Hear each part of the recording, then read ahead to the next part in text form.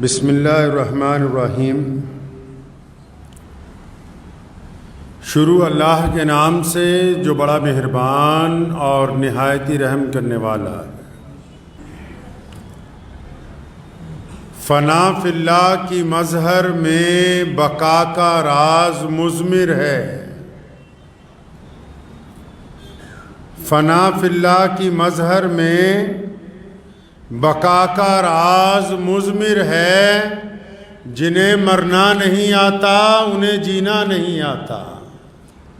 رمضان المبارک کی مقدس ساعتیں چل رہی ہیں اور رمضان المبارک کے ماشاءاللہ فضائل، قرآن پاک کی تلاوتیں، سحری اور افطاری کے بہترین کھانوں کا انتظامات تیزی سے ہو رہے ہیں۔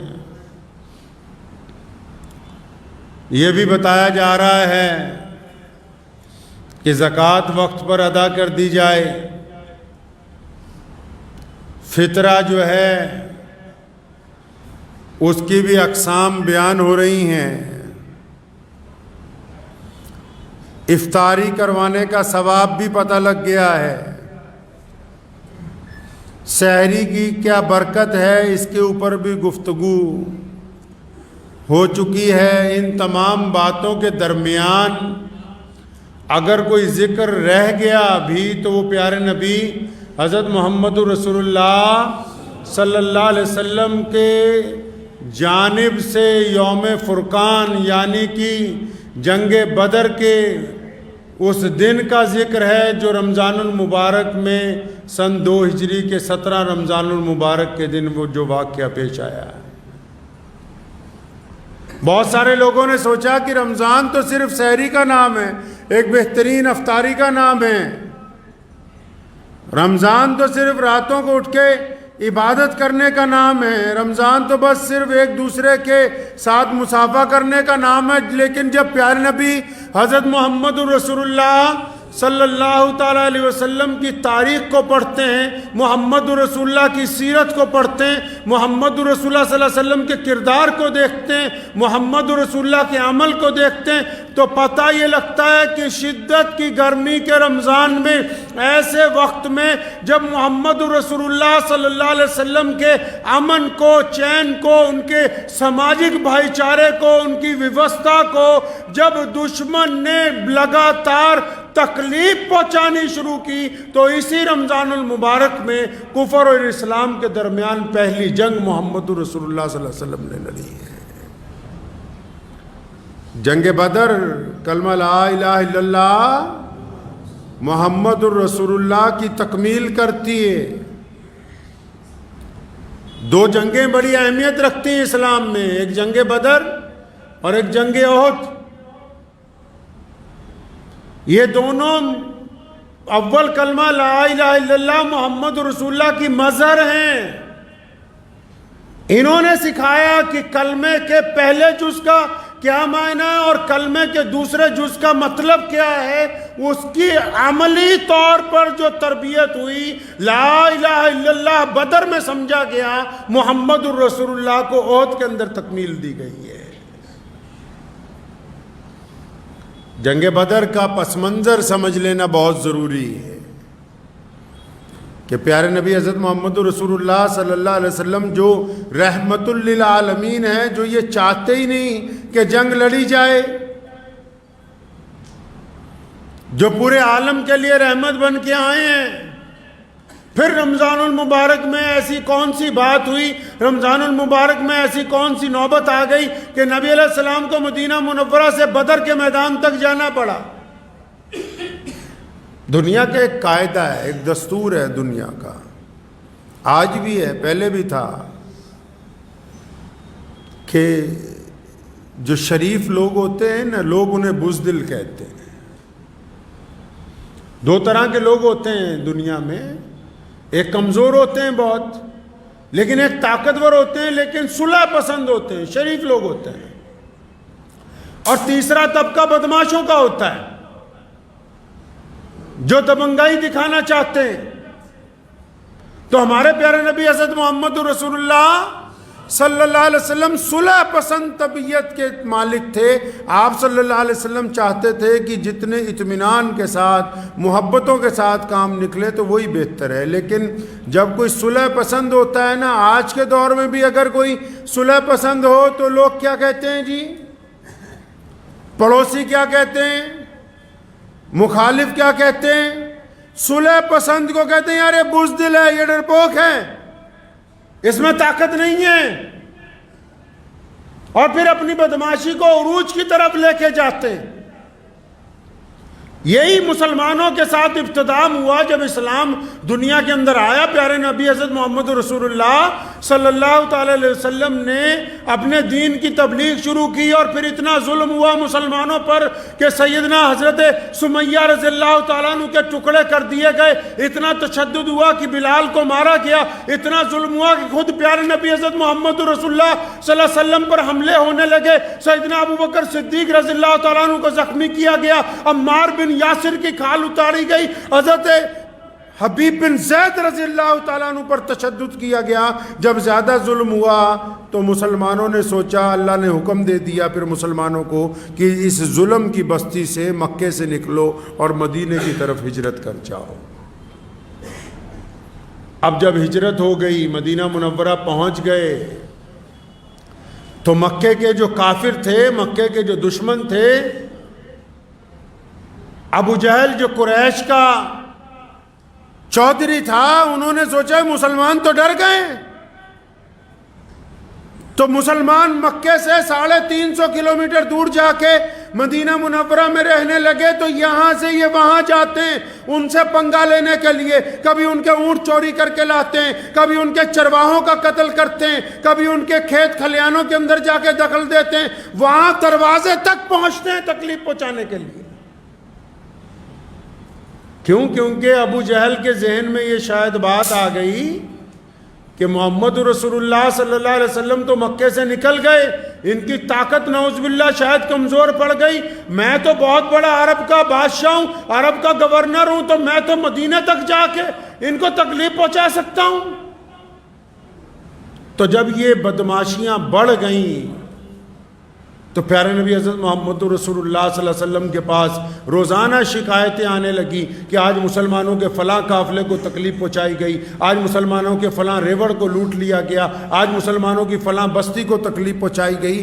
تو نبی علیہ الصلوۃ والسلام نے جب میٹنگ بلائی تو طے یہ ہوا کہ ابو سفیان جو آ رہے ہیں شام سے ایک قافلہ لے کے، اور اس دور میں مکے کے چودھری اس قافلے میں اپنا قیمتی سامان بیچتے تھے، خریدنے بیچنے کے لیے بھی وہ گزرے گا بدر کے قریب سے تو پہلے اس کو روکا جائے.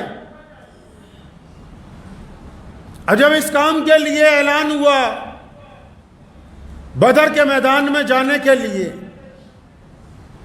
تو ادھر حضرت علی بن سفیان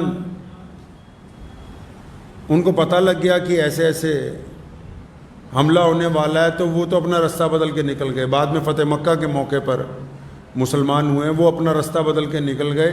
لیکن جب ابو جہل کو پتہ لگا کہ نبی علیہ الصلوۃ والسلام ہمارے قافلے کو روکنے والے ہیں، تو اس نے تو مکے میں بہت بڑا شور مچا دیا.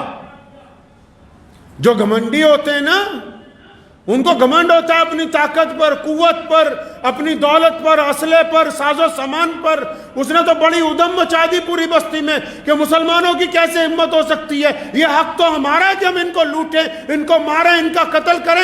ان کی کیسے ہمت ہو گئی کہ یہ ہمارے کسی قافلے کو روکنے کی بات کریں. اس نے 1000 کا لشکر، جو 1000 گھوڑ سوار تھے، 1000 ساز و سامان والے، اسلحے والے لوگ، 1000 لوگ جو تھے بہترین جنگجو تیار کر لیے. کہتا نہیں ہم جائیں گے اس بار مسلمانوں کا مقابلہ کرنے کے لیے، ہم مسلمانوں کو مار کے آئیں گے. اب نبی علیہ الصلوۃ والسلام کو اطلاع مل گئی کہ مکے کے دشمن ابو جہل کے ساتھ 1000 طاقتور لوگ، ساتھ میں ان کے ناچنے والی عورتیں، شراب کے بڑے بڑے ڈول، اور روزانہ بہترین باورچی جو ان کو بہترین کھانے کھلا رہے ہیں، وہ آ رہے ہیں اس کام کے لیے کہ نعوذ باللہ یہ مسلمانوں کی جو دین ہے، جس میں ابھی چند لوگ ہیں، ابتدائی مراحل ہیں، ان کے خلاف جا کے جنگ لڑی جائے اور ان کو ختم کر دیا جائے. جب نبی علیہ الصلوۃ والسلام کو پتہ لگا تو آپ صلی اللہ علیہ وسلم نے صحابہ کو عرض کیا کہ چلو ہم میدان بدر کی طرف جائیں گے، رمضان کے دن ہے۔ مسلمانوں، کئی تو ایسے مسلمان ہیں جی روزہ نہیں رکھ ہوندا، گرمی لگ رہی ہے۔ پیارے نبی حضرت محمد رسول اللہ صلی اللہ علیہ وسلم نے رمضان المبارک میں بدر کے میدان میں جو پہلے سے تپتا تھا، وہاں پر جا کے کفر کے خلاف پہلی جنگ لڑی ہے دنیا کی۔ یہ پہلی لڑائی ہے پوری دنیا کے کفر سے، اسلام کا پہلی جنگ ہے جو میدان بدر کے اندر لڑی گئی ہے۔ نبی علیہ الصلوۃ والسلام جب جانے لگے صحابہ کو اکٹھا کیا، فرمایا کون کون ہے جو ساتھ دے گا؟ پتہ ہے کہ سارے ہی دیوانے ہیں، پروانے ہیں، پھر بھی سوال کیا کون ہے؟ ابو بکر کھڑے ہوئے، یا رسول اللہ میں حاضر ہوں، میرے ماں باپ حاضر ہیں، میری اولاد حاضر ہے، ہم تو آپ کے اوپر سارے ہی قربان ہیں۔ امیر المومنین حضرت عمر بن خطاب رضی اللہ تعالیٰ عنہ کھڑے ہوئے، یا رسول اللہ میں تو انتظار کر رہا ہوں کب موقع آئے تو اس ابو جہل کی گردن مروڑ دوں، یا رسول اللہ ہم حاضر ہیں۔ عمر بن خطاب چپ ہوئے تو مولا علی کرم اللہ وجہہ بولے، یا رسول اللہ میری تو تلوار کو زنگ لگ گیا، میں تو منتظر ہوں، انہوں نے بڑا ظلم کیا ہے ہم پر۔ جب یہ سارے بولنے لگے، جو لوگ مکہ مکرمہ سے رسول اللہ کے ساتھ آئے، تو نبی علیہ السلام نے فرمایا وہ بھی تو بولے نا جو ابھی تک چپ ہیں۔ انصار سمجھ گئے، جو مدینے میں رہنے والے مسلمان تھے وہ سمجھے کہ یہ نبی علیہ السلام کا اشارہ ہماری طرف ہے۔ حضرت مقداد رضی اللہ تعالیٰ عنہ کھڑے ہوئے، یا رسول اللہ کیا آپ کی مراد ہم سے جو مدینہ کے مسلمان ہیں، کیا آپ ہم سے بھی کچھ پوچھنا چاہتے ہیں؟ فرمایا ہاں تم بولو۔ فرمایا یا رسول اللہ جب آپ نکلیں گے ہم خشکی میں بھی آپ کے ساتھ لڑیں گے، ہم پانی پر بھی آپ کے ساتھ لڑیں گے، ہم دائیں بھی، ہم بائیں بھی، ہم آگے بھی، ہم پیچھے بھی، یا رسول اللہ ہم اپنی جان قربان کر سکتے ہیں، آپ کے کسی لفظ کو نیچے نہیں گرنے دیں گے۔ یا رسول اللہ مدینے کہ تمام انصار جو ہیں وہ آپ کے ساتھ لڑیں گے انشاءاللہ تعالی۔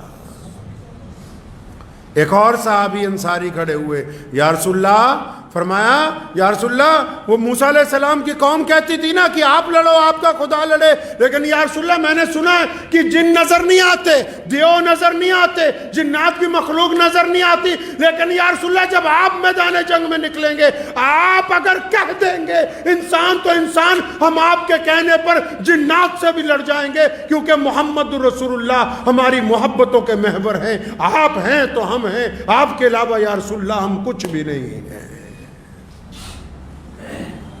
جب یہ بات ہو گئی نا تو دو بچے آ گئے، ایک کا نام عمیر ہے، ایک کا نام سعد ہے۔ عمیر بن ابی وقاص رضی اللہ تعالیٰ عنہ اور سعد بن ابی وقاص، اب یہ دونوں کہنے لگے یا رسول اللہ ہم نے جانا ہے آپ کے ساتھ میدان بدر میں، یا رسول اللہ ہم بھی جائیں گے، دشمن 1000 سے زیادہ، ادھر نبی علیہ السلام کے کل دیوانے 313، ان 313 میں بھی سارے بڑے لوگ نہیں، عمیر اور سعد جیسے بچے بھی ہیں، اور آپس میں آج کل تو بچے اس لیے بعض حضرات اصرار کرتے ہیں کہ ہم بھی فلاں جگہ گھومنے جائیں، یہ دونوں بچے محمد رسول اللہ کے سامنے اس لیے اصرار کر رہے ہیں، پتہ ہے کہ سامنے جنگ ہے، پتہ ہے کہ ابو جہل سامنے آئے گا، پتہ ہے کہ عتبہ آئے گا، پتہ ہے کہ ولید جیسا ظالم آئے گا، پتہ ہے کہ ابو لہب ہوگا، پتہ ہے کہ اسامہ حضرت اللہ تعالیٰ عنہ کے اوپر ظلم کرنے والے لوگ سامنے آئیں گے، پتہ ہے کہ بڑے بڑے بدماشوں نے آنا ہے، لیکن یہ بچے آگے آ کر کہہ رہے ہیں یا رسول اللہ ہم بھی میدان جنگ میں جائیں گے۔ ایک بھائی کو اجازت دے دی، حضرت عمیر کو، سعد کو روکا، فرمایا تو چھوٹا ہے تو نہیں جائے گا۔ اب جن کو کہا چھوٹا ہے تو نہیں جائے گا تو وہ بہت اصرار کرنے لگے، نہیں یا رسول اللہ مجھے آپ لے کے چاہیں، جانا کہاں ہے جی، جانا کہاں ہے، شہادت دینے کے لیے جانا ہے، جانا کہاں ہے، کسی دعوت میں نہیں جانا ہے، کہیں افطار کے لیے قورمے بریانیاں نہیں لگی ہوئی ہیں، کہیں 3 دن کا قرآن ختم ہونے کا تماشا نہیں ہو رہا ہے، جہاں پیچھے بیٹھ کے لوگ خرافات کر رہے ہیں، اور تراویح کی جب باندھی جاتی ہے نیت اور وہ امام جاتا ہے رکوع میں، اس وقت دوڑ دوڑ کے نیتیں باندھ رہے، وہاں نہیں جانا ہے۔ جہاں بے غیرتی کے مظاہرے ہوتے ہیں وہاں نہیں جانا، کہاں ہے؟ بدر کے میدان میں جانا ہے، ابو جہل جیسے ظالم حکمران کے سامنے جانا ہے۔ فرمایا نہیں تم بچے ہو، نہیں جا سکتے۔ رونے جیسا منہ بنایا اور پھر اچانک کہنے لگے یا رسول اللہ، اپنی پنجوں کے بل کھڑے ہو گئے۔ حضرت سعد پنجوں کے بل کھڑے ہو گئے، یا رسول اللہ میں تو عمیر کے برابر ہوں، آپ دیکھیں میرے اور اس کے کندھے ایک برابر ہیں۔ فرمایا نہیں تم بچے ہیں۔ فرمایا یا رسول اللہ اچھا ایسا کرتے ہیں نا، میں اور میرا بھائی کشتی لڑیں گے، اگر میں نے اپنے بھائی کو نیچے گرا لیا تو ہم دونوں آپ کے ساتھ جائیں گے، اگر میں ہار گیا تو میں گھر واپس چلا جاؤں گا۔ پیارے نبی حضرت محمد رسول اللہ صلی اللہ علیہ وسلم نے فرمایا ہاں ٹھیک ہے چلو کشتی کرو۔ جب کشتی کرنے لگے تو چھوٹے بھائی نے بڑے کے کان میں کہا اللہ کے واسطے تجھے تو اجازت مل گئی ہے، اگر تو گر جائے گا میں بھی تیرے ساتھ جاؤں گا، تو گر گیا تو میں بھی تیرے ساتھ جاؤں گا، ہم دونوں چلیں گے اللہ کے راستے کے اندر۔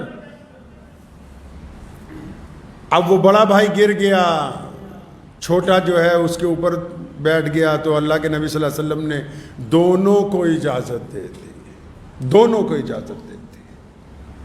ادھر دو بچے اور ہیں، حضرت معاذ اور معوذ رضی اللہ تعالیٰ عنہ، ان کا بھی یہی معاملہ، ایک بڑا بھائی ہے ایک چھوٹا بھائی ہے، دونوں گھر پہ گئے۔ اب شام کا وقت تھا، افطار کا، گھر پہ پہنچے تو دیکھا ماں رو رہی ہے۔ اماں جی کیوں روتی ہو؟ کہ فرمایا نبی علیہ السلام نے مسجد نبوی سے اعلان کیا کون ہے جو آج دین کے لیے میرے ساتھ جائے گا، کون ہے جو اس راستے میں قربانی دے گا، کون ہے جو اللہ کے راستے میں اپنا مال اپنی جان خرچ کرے گا۔ فرمایا سارے مدینے کے مسلمان کچھ نہ کچھ دے رہے ہیں، تیرا باپ زندہ ہوتا تو اور بات تھی، وہ بھی نہیں ہے، ہمارے گھر میں مال بھی نہیں ہے۔ وہ فرمایا ماں تو پریشان کیوں ہوتی ہے، ہم جائیں گے۔ کہنے لگی بیٹا تم بچے ہو۔ فرمایا ہم بچے ضرور ہیں لیکن اماں جی ہمارا ایمان جوان ہے، ہم بچے ضرور ہیں ہمارا ایمان جوان ہے۔ وہ دونوں بچے بھی میدان بدر میں، یہ دونوں بچے بھی میدان بدر میں۔ اور آج اگر بچے تراویح میں افطاری میں آ جائیں تو اللہ ان متولیوں کو، ان پردھانوں کو اور مسجدوں کے اماموں کو اللہ تبارک و تعالیٰ ان کا دل کھول دے، ذہن کھول دے۔ جن مسجدوں میں امام اور جن مسجدوں کے متولی، جن مسجدوں کے صدر، جن مسجدوں میں نماز پڑھنے والے بڈھے، جن کے دل میں یہ بار بار بات آتی کہ بچے شور مچا رہے ہیں، بچے اگلی صف میں کھڑے ہو کے بچوں کو پیچھے کرو، بچوں کو لاتے مارو، آنے والی قوم کا مستقبل ہے یہ۔ محمد رسول اللہ صلی اللہ علیہ وسلم نے میدان بدر میں بھی ان کے جذبات کا خیال رکھا، تم سے مسجد میں ان کا خیال نہیں رکھا جاتا۔ کون کہتا ہے کہ بچوں کو مسجد میں آنے سے روکا جا سکتا ہے؟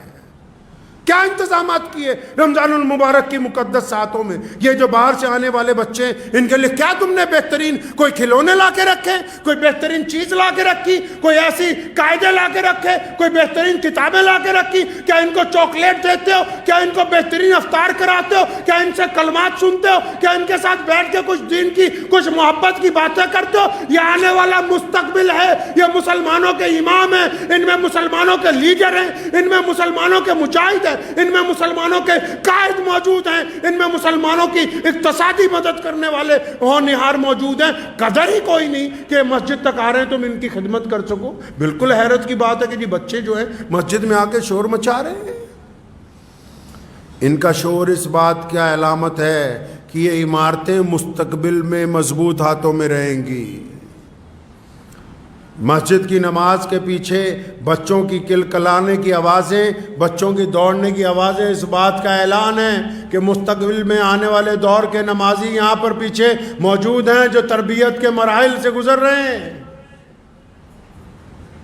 پیارے نبی حضرت محمد رسول اللہ صلی اللہ علیہ وسلم نے سجدہ کیا، سیدنا امام حسین رضی اللہ عنہ چھوٹے سے ہیں، دوڑ کے آئے، اپنے نانا ابو کے کندھوں پر بیٹھ کے نبی علیہ السلام نے سجدہ لمبا کر دیا، مبادہ اٹھوں گا تو حسین کو چوٹ نہ لگ جائے۔ جائے. یہ نہیں کہا کہ حسین کو روکو, یہ نہیں کہا کہ بچوں کو پکڑ کے رکھا کرو, نہیں, یہ بچے ہیں, یہ قوم کا مستقبل ہیں. اگر یہ میدان میں نہیں ہوں گے, اگر یہ مسجد تک نہیں آئیں گے, اگر یہ آپ کے ساتھ کندھے سے کندھا ملا کے چلنے کا فن نہیں سیکھیں گے, تو کل کو کون ہے جو بیٹھ کے قرآن کی تلاوتیں کرے گا؟ کون ہے جو ان عمارتوں کی حفاظت کرے گا؟ حضرت معاذ اور معوذ رضی اللہ تعالیٰ عنہ, دو ننھے صحابی, وہ بھی میدان بدر میں. اب نبی علیہ السلام کا قافلہ چل پڑا ہے, 2 گھوڑے, دشمن کی فوج سمجھ لیجئے 1000 گھوڑ سوار, پھر ان کے لیے کھانا بنانے والے لوگ, پھر ان کے لیے ناچنے والی عورتیں, پھر ان کے لیے گانے والے لوگ, 1000 جنگجو. اور ادھر کتنے؟ 313 میں گھوڑ سوار کتنے؟ 2 گھوڑے. تلواریں کتنی ہیں؟ 8 تلواریں. دوسری طرف 1000 جنگجو ہیں, 1000 تلواریں ہیں, 1000 نیزے ہیں, 1000 تیر انداز ہیں. اور یہ جب مدینے کی گلیوں سے گزرے تو یہودی کہنے لگے, مدینے کے غیر مسلم کہنے لگے, مسلمانوں کس بھروسے پر جا رہے ہو لڑنے کے لیے؟ تمہارے بدن پر کپڑے پورے نہیں ہیں, تمہارے تن پر پورا لباس نہیں ہے, تمہارے تھیلوں میں کھانے کے لیے کھجوریں مکمل نہیں ہیں, تمہارے پاس ہتھیار نہیں ہے, کس بل پر جا رہے ہو لڑنے کے لیے تم؟ اس فلسفے کو سمجھایا محمد رسول اللہ نے. یہ تو کہا کہ ساز و سامان کی تیاری کرو, لیکن کیا فرمایا؟ توکل اللہ کی ذات پر رکھو. توکل کس پر رکھو جی؟ اللہ کی ذات پر رکھو. وہ اللہ چاہے گا تو فتح نصیب ہوگی, اللہ نہیں چاہے گا تو فتح نہیں ہوگی. اللہ چاہیں گے تو عزت ملے گی, اللہ نہیں چاہیں گے تو عزت نہیں مل سکتی. اب جب یہ 313 کا لشکر, جن کے پاس سواریاں نہیں ہیں, جن کے پاس تلواریں نہیں ہیں, انہوں نے کھجور کی ٹہنیاں توڑ رکھی, لکڑیاں ہاتھ میں پکڑی ہوئی ہیں. اب یہ جب 313 کا لشکر میدان بدر میں پہنچا, آج اگر آپ بدر میں چلے جائیں, ابھی آج اگر آپ بدر کے میدان میں چلے جائیں تو گرمیوں کی شدت کے دور میں آپ صرف اگر بدر کے میدان کو دیکھنے کے لیے جائیں گے نا, تو اتنی تپتی ہوئی ریت ہے کہ آپ چند لمحے سے زیادہ وہاں کھڑے نہیں ہو سکتے. آج اگر چلے جائیں آپ, جبکہ کتنی سہولتیں ہیں, بہترین گاڑیاں ہیں, بہت بڑی مسجد بنی ہوئی ہے اس جھونپڑی کی جگہ, جو محمد رسول اللہ نے وہاں, محمد رسول اللہ صلی اللہ علیہ وسلم کے لیے جو جھونپڑی بنائی گئی, وہاں آج بہت بڑی مسجد موجود ہے. اتنا کچھ ہونے کے باوجود بھی آج آپ تپتی ہوئی ریت کے اوپر چند لمحے نہیں گزار سکتے. محمد رسول اللہ نے روزے کی حالت میں وہاں پہنچے ہیں. اور بدر کے میدان میں جب ڈیرا ڈالا, حفیظ جلندری نے کہا ہے, حفیظ جلندری رحمت اللہ علیہ کا تخیل تھا, فرمایا جب ڈیرا ڈالا نا تو زمین دعا کرنے لگی اللہ سے کہ یا اللہ تیرا محبوب آیا ہے اور میرے اوپر آ کے انہوں نے خیمہ لگایا ہے, یا اللہ میں اتنی گرم ہوں کہ اگر یہ گرم ہوا نبی علیہ السلام کو لگے گی تو مجھے تو بڑی شرمندگی ہوگی. زمین نے دعا کی, اللہ تبارک و تعالیٰ نے حکم دیا, بادلوں کو اتنی شدت سے بارش ہوئی کہ وہ کل تک جو اونچی زمین پر ابو جہل اور اس کے لشکر کے لوگ بیٹھے تھے وہاں دلدل بن گئی, اور جہاں محمد رسول اللہ نے قیام کیا وہاں پانی کے تالاب بھی بھر گئے, زمین بھی ٹھنڈی ہو گئی, موسم بھی مزاج کے اندر تبدیلی آ گئی, اور اللہ تبارک و تعالیٰ نے پہلی مدد مسلمانوں کی فرمائی. اب جب رات ہوئی نا جی, یہ رمضان المبارک کے واقعات سنا رہا ہوں جو آپ کو میں سنا رہا ہوں. جب رات ہوئی نا تو پیارے نبی حضرت محمد رسول اللہ صلی اللہ علیہ وسلم نے سجدہ کر دیا اللہ تعالیٰ کے حضور مدد کے لیے کہ یا اللہ آپ کی تو مدد چاہیے, آپ کی مدد کے علاوہ کچھ نہیں ہونے والا. ادھر ابو جہل نے ایک بندے کو بلایا, عمیر نام ہے اس بندے کا, کہنے لگا یار جا کے دیکھ کے تو آؤ مسلمانوں کا لشکر کتنا بڑا ہے, مسلمانوں کے پاس ساز و سامان کیسا ہے, مسلمانوں کے پاس ہتھیار کیسے ہیں. کہتا دیکھ کے تو آؤ جا کے. اب پرانے دور میں فوجیوں کے کوئی اسپیشل وردی نہیں ہوتی تھی جس دور میں یہ جنگیں لڑی گئیں. قبیلے والے دوسرے قبیلے کے اندر کوئی ایک آدھا بندہ چلا جاتا تھا, پتہ نہیں لگتا تھا. اب یہ جاسوس پہنچ گئے مسلمانوں کے لشکر میں, الگ الگ لوگوں کے بیچ میں بیٹھتے ہیں, تھوڑی تھوڑی باتیں کرتے ہیں. باتیں کرتے کرتے جب پتہ لگ گیا کہ بھی یہ کل 313 ہیں اور 313 بھی سارے کے سارے جوان نہیں ہیں، بوڑھے بھی ہیں بیچ میں کئی، اور جوان بچے بھی ہیں کئی، اور کئیوں کے پاس کھانے کے لیے کچھ نہیں، بہتوں کے پاس ہتھیار نہیں۔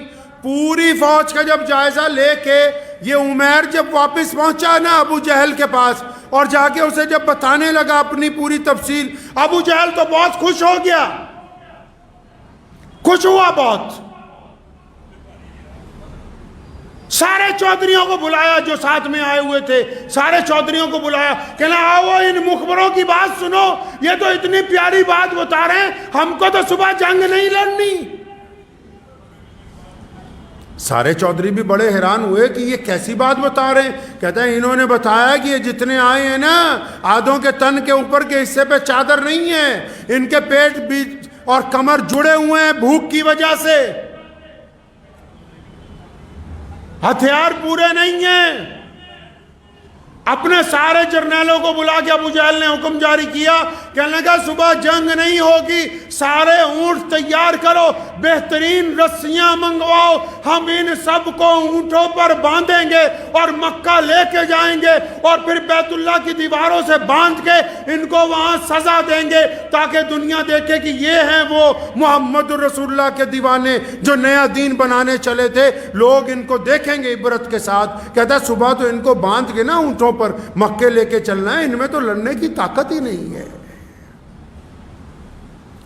اب جب ابو جہل نے یہ ماری نا گھمنڈ والی بات، تو وہی مخبر جو یہ بتا رہا تھا کہ مسلمانوں کے پاس ساز و سامان نہیں ہے، کھانے پینے کی چیزیں نہیں ہیں، مسلمانوں کے پاس گھوڑے نہیں ہیں، مسلمانوں کے پاس اونٹ نہیں ہیں، مسلمانوں کے پاس تلواریں نہیں ہیں، اسی مخبر نے کہا ابو جہل کو ٹوک کے، کہنے لگا بات سن، تو کچھ زیادہ ہی ہوا میں آ گیا، تجھے تو غلط فہمی ہو گئی، ابھی تم نے رپورٹ کا آخری حصہ تو سنا ہی نہیں، ابھی تم نے میری پوری کاروائی کی آخری بات تو سنی نہیں، تو آدھی ابھی ہم نے بولی ہے، تو خوش ہو گیا، ڈھول بجوانے لگا، شراب پینے لگا، پہلے بات تو پوری سن لے ہماری۔ تو ابو جہل شراب کے نشے میں کہنے لگا اچھا چلو تم ہی پوری بات بتا دو۔ تو وہ کہنے لگے کہ ہم نے دنیا دیکھی ہے، ہم نے بڑے بڑے ملک دیکھیں، ہم بڑے بڑے قافلوں کے ساتھ سفر کرتے رہے، لیکن ہم جب اس میں گئے ہیں مسلمانوں کی اس 313 کی فوج میں، اگر بچے کے پاس بیٹھیں وہ بھی ایک بات ہی کہتا ہے کہ فدا کا محمد، کہ میں تو رسول اللہ پر جان دینے آیا ہوں۔ بڈھے کے پاس بیٹھیں وہ بھی کہتا ہے کہ میں محمد کے لیے جان دینے آیا ہوں۔ جوان کے پاس بیٹھیں وہ بھی کہتا ہے کہ میں محمد کے لیے جان دینے آیا ہوں۔ وہ کہتے ہیں ابو جہل یہ مانا کہ ان کے پاس ساز و سامان نہیں ہے یہ، لیکن ایسے زہریلے ناگوں کی طرح بیٹھے ہیں، یہ اتنا تڑپ رہے ہیں، یہ تیرے 1000 کے لشکر سے خوف زدہ نہیں ہے، یہ اپنے نبی کو دیکھتے ہیں اور شہادت کی طرف دیکھتے ہیں، یہ دو ہی باتیں کرتے ہیں، فتح یا شہادت۔ کہنے لگا ابو جہل اس خام خیالی میں نہ رہنا کہ ان کو اونٹوں کی پشتوں پہ باندھنا ہے، ہم تجھے ان کے جذبے کو دیکھ کر یہ مشورہ دیتے ہیں کہ آج کی رات اگر تو اپنی جان بچا کر بھاگ سکتا ہے تو بھاگ جا، ورنہ ان مسلمانوں سے تجھے دنیا کی کوئی طاقت بچانے والی نہیں ہے۔ نعرہ تکبیر، نعرہ تکبیر، ختم نبوت، نعرہ تکبیر۔ اب جب ابو جہل نے یہ بات سنی نا تو بڑی فکر ہوئی، تو کہنے لگا کوئی نہیں، صبح جب جنگ ہوگی تب دیکھیں گے، صبح جب جنگ ہوگی تب دیکھیں گے۔ ادھر محمد رسول اللہ کو دیکھ لیں، محمد رسول اللہ اس جھونپڑی میں سجدہ کیا ہوا ہے، ساری رات کے پہر گزر رہے ہیں، نبی علیہ السلام کبھی سجدے میں جاتے ہیں کبھی بیٹھ جاتے ہیں، اور بار بار دعا ہے کہ اللہ آپ نے کہا تھا کہ میں تیری مدد کروں گا۔ اور ایک بڑی تاریخی بات نبی علیہ السلام نے اس دعا کے دوران کہی، فرمایا الہی اب تک جو میں نے محنت کی ہے وہ ساری کی ساری آج بدر میں موجود ہے، اب تک جو میں نے دین پہنچایا ہے وہ سب کے سب لوگ بدر میں موجود ہیں۔ نبی علیہ السلام نے دعا میں یہ بات کہی کہ یا اللہ یہ کل 313 مسلمان ہیں اس روئے زمین کے اوپر، کل 313. یا اللہ یہ 313 تیرے نام پر بدر میں لے کے آ گیا. سامنے 1000 سے زیادہ کا چاقو چوبند لشکر ہے اور سب کے پاس اسلحہ ہے. ہمارے پاس صرف 8 تلواریں ہیں. لیکن یا اللہ ان 313 کو لے آیا ہوں. آج اگر یہ 313 ہلاک ہو گئے, آج اگر یہ 313 باقی نہ رہے, تو مولا کریم قیامت تک تیرا نام لینے والا بھی زمین پر کوئی نہیں ہوگا.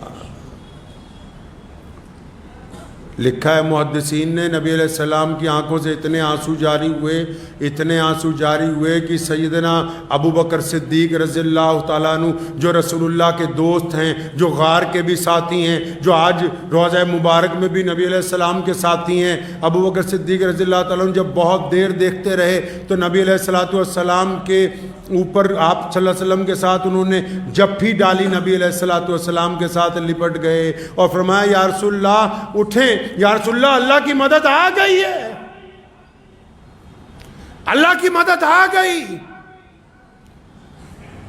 پیغام ملا کہ جبرائیل علیہ السلام کو خود کسی فرشتہ کو آج تک جنگ میں نہیں بھیجا گیا. یہ محمد رسول اللہ صلی اللہ علیہ وسلم ہے کہ اللہ کا حکم ہوا کہ جبریل آج تم بھی جنگ کا ساز و سامان پہن کے میرے نبی کے لیے اترو. جبریل آ گئے نا, 5000 فرشتے بھی آ گئے. میرے محبوب نے بات نہیں مانی. فرمایا یا اللہ تو نے تو یہ کہا تھا کہ اے محمد صلی اللہ علیہ وسلم جب آپ نکلیں گے تو میں بھی ساتھ ہوں گا. فرمایا یا اللہ آپ کا ساتھ چاہیے. انی معاکم.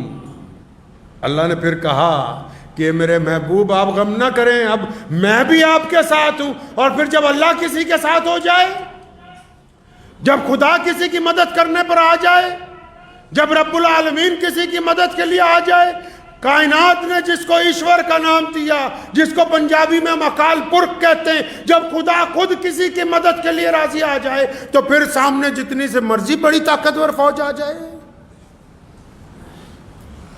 پیارے نبی حضرت محمد رسول اللہ کہ صلی اللہ علیہ وسلم نے جب صبح کو صفیں باندھی, دشمن ڈھول بجا رہا ہے, چیخ رہے ہیں, چنگھاڑ رہے ہیں, ادھر نماز کے ساتھ مدد مانگی, قرآن پاک کی تلاوت کے ساتھ مدد مانگی,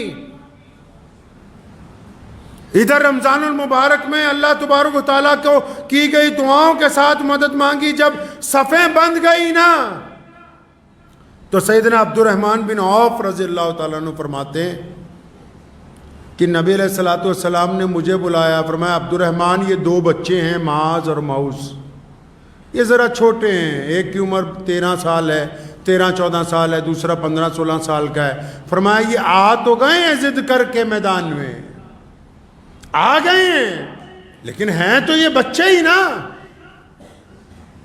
اچھا ایسے موقع پر جب 313 کو تو مدد چاہیے, لوگ چاہیے, اسلحہ چاہیے, تو 2-3 دن پہلے ایک صحابی حضرت حذیفہ بن یمان رضی اللہ تعالیٰ عنہ کہیں سے آ رہے تھے. انہیں راستے میں ابو جہل اور اس کے ساتھی مل گئے.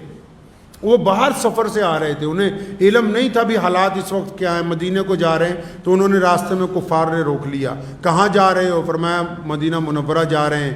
کہنے لگا اچھا تم ہمارے خلاف لڑنے تو نہیں جا رہے؟ مشرکین نے انہیں کہا ہمارے خلاف لڑنے تو نہیں جا رہے؟ فرمایا نہیں ہم تمہارے خلاف لڑنے تو نہیں جا رہے. اچھا وعدہ کرو کہ ہمارے خلاف لڑو گے تو نہیں؟ کہ بھائی ہم کوئی لڑائی کی بات ہی نہیں ہے, چاہے تم وعدہ لے لو. اب جب یہ بدر میں پہنچے تو پتہ لگا جنگ تیار ہے. 313 صحابی صرف, جس میں بچے بھی ہیں بوڑھے بھی ہیں. اب یہ دونوں نبی علیہ السلام کے پاس پہنچے. یا رسول اللہ وہ تو ہمیں راستے میں کفار نے روک لیا تھا, راستے میں کسی منزل کے اوپر, وہ ہم سے انہوں نے چال بازی کے ساتھ وعدہ لے لیا, ہمارے لیے کیا حکم ہے؟ فرمایا جب تم نے وعدہ کر لیا تو اب تم اس جنگ میں ان کے خلاف مت لڑنا. ارے ایسی جنگ جس میں ایک ایک تنکے کی ضرورت ہو. صحابہ نے کہا یا رسول اللہ وہ کفر والے ہیں, وہ غیر مسلم ہیں جن کے ساتھ وعدہ کیا. فرمایا پھر کیا ہوا؟ وہ غیر مسلم ہیں جن سے وعدہ کیا ہے. جس نے وعدہ کیا ہے وہ تو کلمہ لا الہ الا اللہ محمد رسول اللہ بننے والا ہے. وعدہ کرنے والا تو کلمے والا ہے. اب یہ دونوں بچے جو حضرت عبد الرحمن بن عوف کے ذمہ لگا دیے کہ ان دونوں بچوں کا دھیان رکھنا. بھائی کیا کرنا ہے جی؟ ان کو بچا کے رکھنا ہے, کوئی ان کو مار نہ دے. اب یہ ایک بچہ دائیں کھڑا ہے، ایک بچہ بائیں کھڑا ہے. اب دونوں بچوں کو عبد الرحمن بن عوف رضی اللہ عنہ فرماتے کہ میں نے یہ سوچا کاش میرے دائیں بائیں دو جنگجو جوان ہوتے اور پھر میں بھی جوہر دکھاتا، میں بھی ان کو بتاتا کفار مکہ کو کہ کس طرح تم نے ہم پہ ظلم کیے ہیں، آج حساب کا دن ہے. تو فرماتے ہیں کہ اتنی دیر میں ادھر سے معاذ نے ادھر نے معوذ نے دونوں نے اپنی گردن آگے نکالی اور آنکھوں ہی آنکھوں میں کوئی مشورہ کیا، آنکھوں ہی آنکھوں میں مشورہ کیا. مشورہ کر کے دونوں ایک ساتھ پوچھتے ہیں چچا وہ ابو جہل کون ہے ان میں سامنے جو دشمن کھڑے ہیں؟ ہم نے سنا وہ ہمارے پیارے نبی حضرت محمد رسول اللہ صلی اللہ علیہ وسلم کے خلاف بری باتیں کرتا ہے مکے میں بیٹھ کے. تو چچا یہ جو سامنے دشمن نظر آتے ہیں ان میں ابو جہل کون سا ہے؟ عبد الرحمن بن عوف فرماتے ہیں رضی اللہ تعالیٰ عنہ فرمایا میں نے ابو جہل کو دیکھا وہ اپنی فوجوں کے آگے آگے ان کی ترتیب میں کچھ کر رہا تھا، تو میں نے انگلی کے اشارے سے دونوں بچوں کو دکھایا کہ وہ دیکھو سامنے وہ جو ایک سردار اپنے گھوڑے کے اوپر اکڑ کے ساتھ چل رہا ہے کہ وہی ابو جہل ہے. فرمایا بس ابھی اشارہ ہی کیا تھا تو یہ دائیں بائیں سے ایسے دوڑے ہیں جیسے کمان میں سے تیر چھٹ جاتا ہے. اتنی تیزی سے معاذ اور معوذ گئے، حالانکہ بچے ہیں، اپنی تلواریں نکالی، جاتے ہی ابو جہل کی دونوں ٹانگیں کاٹ دی، گھوڑے سے نیچے گرا لیا، گردن پر سوار ہو گئے. فرمایا اچھا تو ہے جو محمد رسول اللہ صلی اللہ علیہ وسلم کے خلاف بولتا تھا؟ نعرہ تکبیر،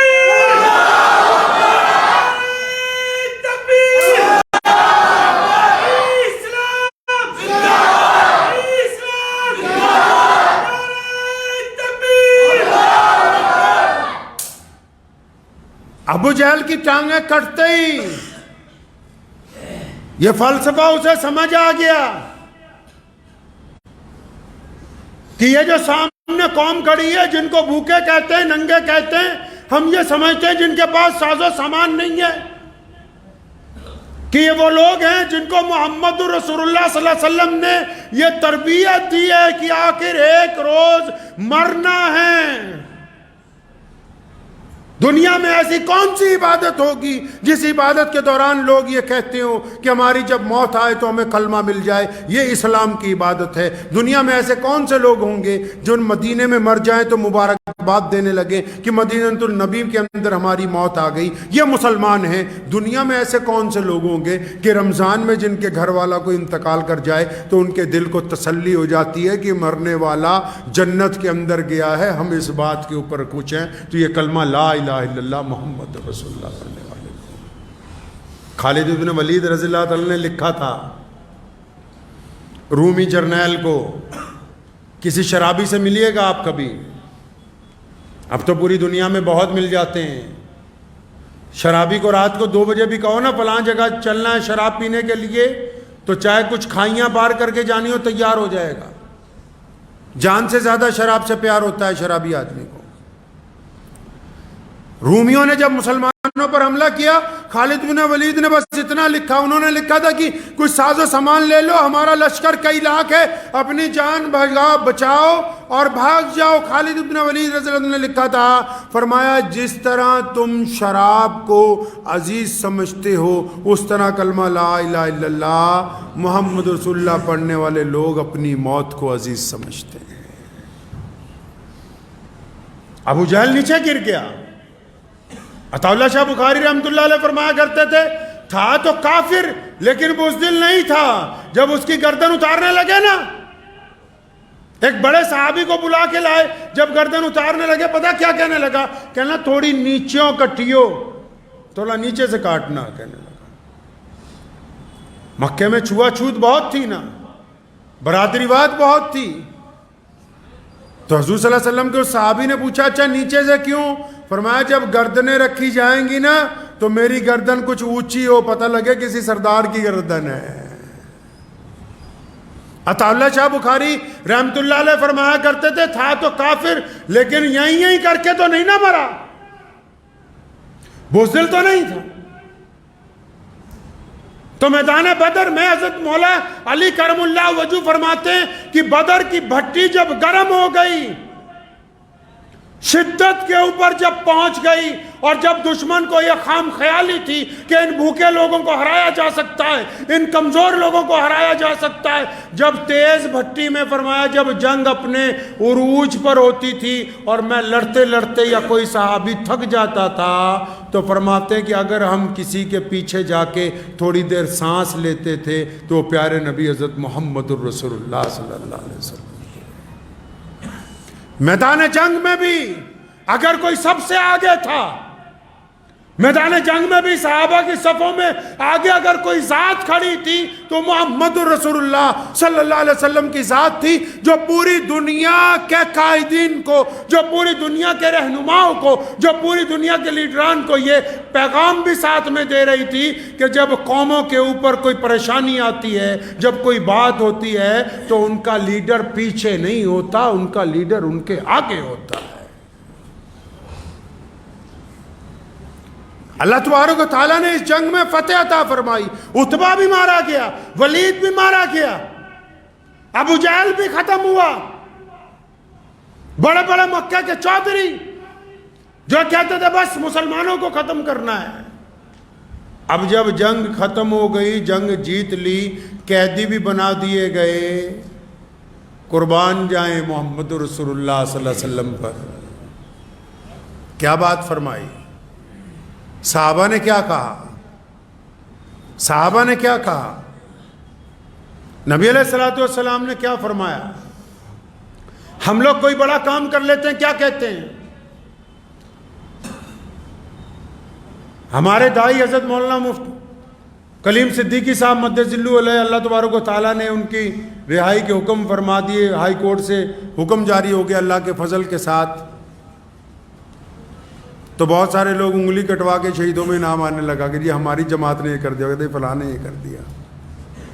جو ان کے مخلص وکلا لگے ہوئے ہیں ان کی تو محنت ہے ہی، لیکن اور بہت سارے لوگ کہنے دعوے کرنے لگے جی ہم نے یہ کر دیا، ہم نے وہ کر دیا۔ اور محمد رسول اللہ نے کون سی جنگ جیتی ہے جی؟ محمد رسول اللہ نے کون سی جنگ جیتی ہے؟ جنگیں ہونا بڑی بات نہیں ہے، جنگ میں جیت جانا ہار جانا بڑی بات نہیں ہے، لیکن رسول اللہ نے جو جنگ جیتی، رسول اللہ نے بدر میں جو جنگ لی تھی، فرمایا نا دعا میں کہ یا اللہ اگر یہ ختم ہو گئے تو اب قیامت تک کوئی نہیں۔ پتہ یہ لگا محمد رسول اللہ نے جو جنگ جیتی ہے وہ قیامت تک کے انسانوں کی جنگ جیتی ہے۔ محمد رسول اللہ نے جو فتح حاصل کی ہے اس نے اسلام کے مقدر میں فتح کو قیامت تک کے لیے رقم کر دیا گیا۔ جو رسول اللہ نے فتح حاصل کی یہ قیامت تک کی فتح تھی، یہ معمولی فتح نہیں ہے، یہ ایسی فتح تھی کہ جس فتح کے بعد کائنات میں عرش پر لکھ دیا گیا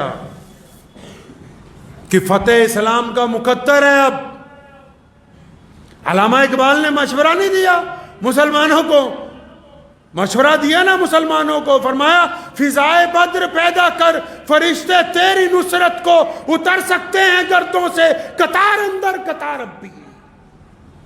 فضائے بدر کیا ہے؟ فضائے بدر میں اتفاق ہے، فضائے بدر میں حلال روزی ہے، فضائے بدر میں جذبہ ہے، فضائے بدر میں آپس میں محبتیں ہیں، فضائے بدر میں اونچ نیچ نہیں ہے، فضائے بدر میں کندھے سے کندھا جڑا ہوا ہے، فضائے بدر میں محمد رسول اللہ کی اطاعت ہے، فضائے بدر میں اللہ پر توکل ہے۔ اگر بدر کی فضا پیدا ہوگی تو اللہ تبارک و تعالیٰ نصرت عطا فرمائیں گے، اگر فضا ہی نہیں ہے تو نبی علیہ الصلوۃ والسلام نے کیا کہا جی جب اللہ نے فتح دے دی؟ اللہ نے جب فتح دے دی کیا کہہ دیا نبی علیہ السلام نے؟ آج کل جو لوگ ہیں وہ کیا کہتے ہیں؟ پلاننگ بہت اچھی تھی جی، ہم نے کام ہی بہت اچھا کیا، سیٹنگ بڑی بڑھیا تھی، یہ جنگ تو چھوڑو، یہ بریانی کھا لینا تو بعد میں اسی کی تعریفیں کرتے رہتے ہیں۔ اللہ معاف فرمائے، میں ایک دفعہ دہلی جانا ہوا، ہمارے ہاں بچپن سے یہ مزاج نہیں، ہمارے والد شیر اسلام مولانا حبیب الرحمان صاحب لدھیانوی رحمۃ اللہ علیہ اور دادا حضرت مولانا مفتی محمد احمد لدھیانوی رحمۃ اللہ علیہ نے ساری زندگی یہ سمجھایا کہ عزت کی روٹی کیسی ہوتی ہے، عزت کی زندگی کیسی ہوتی ہے۔ محمد رسول اللہ نے فرمایا اللہ تعالیٰ کو طاقتور مومن پسند ہے، کمزور نہیں۔ تو ایک دفعہ دہلی جانا ہوا تو شادی کے بعد تو 20-25 لوگ بیٹھے، تو وہ ماشاءاللہ آدھا گھنٹہ بریانی کی تعریف ہو رہی ہے، نہاری کی تعریف ہو رہی ہے، نان کھتائی کی تعریف ہو رہی ہے۔ اتنا وقت ہے تمہارے پاس؟ اتنا وقت ہے کہ کھانوں کی تعریف کے اوپر 2-2 4-4 گھنٹے صرف ہو رہے ہیں، سحری اسی میں ہو رہی ہے، ساری رات گزار دی اسی میں کہ کمال کر دیا جی، مزہ بہت آ گیا، یہ ہو گیا وہ ہو گیا، اللہ اکبر۔ کام کیا عطا فرمایا، کرنا کیا تھا، پہنچ کہاں پر گئے ہیں؟ کوئی بریانی کھانا سنت ہے؟ نہاری کھانا سنت ہے؟ قورمے کھانا سنت ہے؟ نبی علیہ السلام نے رمضان میں فاقے نہیں کیے؟ نبی علیہ السلام نے اپنا پیٹ کاٹ کر دوسروں کو کھانا مہیا نہیں کروایا؟ جن کو امامت دی گئی پوری دنیا کی، وہ محلے کی امامت کے اوپر ہی لڑ رہے ہیں آپس میں ایک دوسرے کے خلاف۔ جن کو پتہ ہی نہیں کہ جنگ بدر کا فلسفہ یہ نہیں ہے کہ آپ ہر جگہ لڑتے پھرو۔ جنگ بدر کا فلسفہ یہ ہے کہ عزت سے زندگی گزارنا اسلام کا دستور ہے، وقار کے ساتھ زندگی گزارنا اسلام کا شعار ہے۔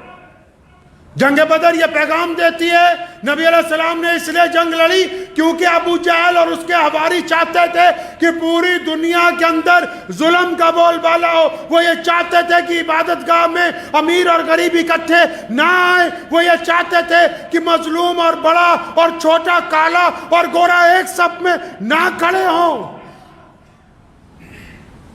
بدر کے میدان کی جنگ اس لیے ہوئی کیونکہ وہ ظلم کے پرستار تھے۔ بدر نے یہ پیغام دیا، اور وہ جو قومیں اپنے شہیدوں کو بھول جائیں وہ زندہ رہتی، جو اپنے شہداء کو بھول جائیں، جو اپنے بزرگوں کو بھول جائیں، اپنے اکابرین کو بھول جائیں، اپنے بڑوں کو بھول جائیں، وہ قومیں زندہ رہتی۔ جن کو صرف کھانے پینے کی اشیاء یاد رہیں، جو قومیں صرف کھانے پینے پر لگی رہیں، ان کو دنیا میں کوئی یاد نہیں کرتا۔ سیدنا ابو بکر صدیق رضی اللہ تعالیٰ عنہ آج ہر دل میں اس لیے کیونکہ انہوں نے قربانی دی ہے۔ بلال رضی اللہ تعالیٰ عنہ جیسا غلام آج مسلمانوں کے سر کے تاج اس لیے کیونکہ محمد رسول اللہ کی پیروی کی ہے۔ تو اتنا وقت لگا دیا کہ بہترین کھانوں پر کوئی ذکر ہی نہیں کہ کون پڑھ رہا ہے کون نہیں پڑھ رہا، کوئی ذکر ہی نہیں کہ کون مظلوم ہے کون نہیں ہے۔ سارا دستور میں کھانا بدلا ہوا ہے پورے کا پورا۔ نبی علیہ السلام کو میدان کے اندر جب فتح ہوئی کیا کہا؟ آج جب مولانا کلیم صاحب متجلو کو ضمانت مل گئی، لوگ کیا کہہ رہے ہیں، جماعتیں کیا کہہ رہی، محمد رسول اللہ میدان بدر میں کیا کہتے ہیں؟ دونوں کی بات میں زمین آسمان کا فرق ہے۔ شیطان نے کیا کہا؟ کہنا میں چنگا ہے، انا خیر منہ۔ شیطان نے کیا کہا؟ اللہ نے فرمایا نا سجدہ کر، فرمایا نہیں یا اللہ میں ہم کیا کہتے ہیں؟ ہماری پلاننگ بہت اچھی تھی جی، ہمارا کام بڑا اچھا تھا۔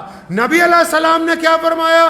جب بدر میں فتح اللہ نے دے دی، جب اللہ تعالیٰ نے فتح عطا فرما دی تو پیارے نبی حضرت محمد رسول اللہ صلی اللہ علیہ وسلم سجدے میں جھک گئے، صحابہ کرام نے سجدے شکر ادا کیا، اور ایک ہی بات رسول اللہ نے کہی، وہی صحابہ نے کہی، فرمایا ہمارے رب نے ہم کو فتح عطا فرمائی ہے، ہمارے رب کی مدد سے ہم ان کے اوپر غالب آ گئے ہیں۔ اگر ہمارے اللہ کی مدد ہمارے ساتھ نہیں ہوتی تو دنیا کی کوئی طاقت ہمیں فتح نہیں دے سکتی تھی۔ ساز و سامان تو طے نہیں کرتے، ساز و سامان نے تو آج بھی طے نہیں کیا۔ آج بھی دنیا کی سپر پاور ماتھا ٹیک کے گئی ہے زمین کے اوپر۔ ساز و سامان نہیں طے کرتے کہ کس کو عزت ملے گی، بندے کا اپنے رب کے ساتھ تعلق طے کرتا ہے، تعلق طے کرتا ہے، لوگوں کی دعائیں طے کرتی ہیں۔ سلطان صلاح الدین ایوبی رحمۃ اللہ علیہ نے جب بیت المقدس کو فتح کر لیا نا، تو فرانس کے بادشاہ نے کئی لاکھ کا لشکر جمع کیا تھا، کس لیے کہ فوراً بیت المقدس پہ واپس قبضہ کر رہا ہے. اور سلطان کو جب پتہ لگا، لگاتار 20 سال سے جنگ لڑ رہا تھا، بڑا پریشان ہوا. کچھ اللہ والے بھی موجود تھے. ساری رات خیمے میں سنت سے، نبی علیہ السلام کی سنت کے مطابق، اقرا ایک شہر ہے فلسطین کے پاس، ساحل سمندر کے پاس، ساری رات دعائیں کرتا رہا، روتا رہا کہ اللہ تیری مدد چاہیے. تو صبح کو جب فجر کی نماز پڑھی، کچھ اللہ والے ملے، فرمایا وہ اتنا بڑا لشکر آ رہا ہے، ہم 20 سال سے جنگ میں ہیں، اس وقت میں نے فوجیوں کو چھٹی پر بھی بھیج دیا، اتنا بڑا لشکر آ رہا ہے. اور اللہ والوں نے کندھے پہ ہاتھ رکھ کے کہا کہ صلاح الدین، وہ لشکر تو ڈوب گیا،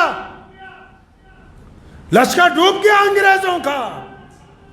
کہ حضرت کیا بات کرتے ہو؟ فرمایا تو ساری رات خیمے میں آنسو نہیں بہاتا رہا؟ فرمایا ہاں، میں اپنے رب کے آگے مناجات کرتا رہا ہوں، اپنے رب کے آگے روتا رہا ہوں. فرمایا ہاں، وہ میں نے دیکھا تیرے آنسوؤں کے اندر وہ لشکر ڈوب گیا. اتنی دیر میں ساحل سمندر سے ایک کشتی لگتی ہے، اس میں سے مخبر اترتے ہیں اور آتے ہی سلطان کو سلام کر کے کہتے ہیں سلطان مبارک ہو، وہ جو لشکر تمہاری طرف بڑھ رہا تھا، رات سمندر میں طوفان برپا ہوا، وہ تمام جہاز آپس میں ٹکراتے رہے اور اس حد تک ٹکرائے ہیں کہ پورے کا پورا انگلستان کا لشکر اس سمندر کی تہ میں اتر گیا. اب تیرے خلاف یہاں آنے والا کوئی نہیں ہے. پلاننگ کسی کی نہیں چلتی، یاد رکھو. اسلام دشمن طاقتوں کو بھی کہتا ہوں، اسلام کی تاریخ پڑھیں. محمد رسول اللہ کے ساتھ 313 تھے اور وہ 313 نے بدر میں فتح حاصل کی، تب یہ مسجد بنی ہے. اگر ہم بدر کا میدان نہ جیتتے تو آج ہم کلمہ لا الہ الا اللہ محمد رسول اللہ پڑھنے والے نہ ہوتے. اگر ہم نے بدر نہ جیتا ہوتا تو بیت اللہ میں نماز نہیں ہوتی. اگر ہم نے بدر نہ جیتا ہوتا تو طواف نہیں ہوتا. اگر بدر نہ ہوتا تو پھر کچھ نہیں ہوتا، کیونکہ محمد رسول اللہ نے بدر کا میدان جیتا. اس لیے جہاں سے سورج نکلتا ہے اور پھر جہاں پر ڈوبتا ہے سارا دن اللہ اکبر کی اذانیں ہوتی، کیونکہ محمد رسول اللہ نے میدان بدر میں فتح حاصل کی.